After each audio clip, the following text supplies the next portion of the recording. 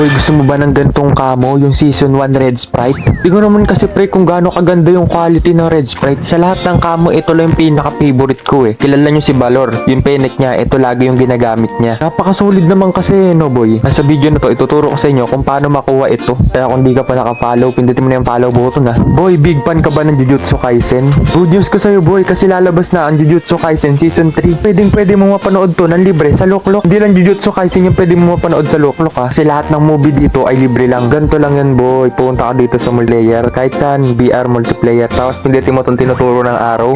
Ayan, pindutin mo yan. Tapos ito nasa taas yung Season 5, 11, 12, 12 po yan. Pindutin mo yan. Tapos construct rewards. Pinakataas yung random seasonal camo create. Idodraw mo yan boy. I-purchase mo. Tapos, magpapakita dyan kung Season 4, ayan, Season 4. Random lang yan. Season 4. Yung mga lumang camo, pre, pwede mo makuha dito. Legit to, pre. O, Season 2, yung kulay blue. O, di ba? Ito, Season 2 din. Season 2 din. Diba? Yung mga lumang camo, nawala na sa tournament. Nakukuha mo ulit dito. Ayan, i-draw mo na ng i-draw hanggang sa makuha mo. Hanggang sa makuha. Ay, limit reach. May limit reach. Tapos, itong pangalawa, i-switch mo lang siya hanggang sa mapunta sa Season 1. Ayan, boy. Season 1 na, di ba? Sa Season 1, ito na yung Sprite. Diba? Ito na yung favorite mo. Kaya dapat, papuntahin mo muna siya sa Season 1. Bago mo, yan ulit.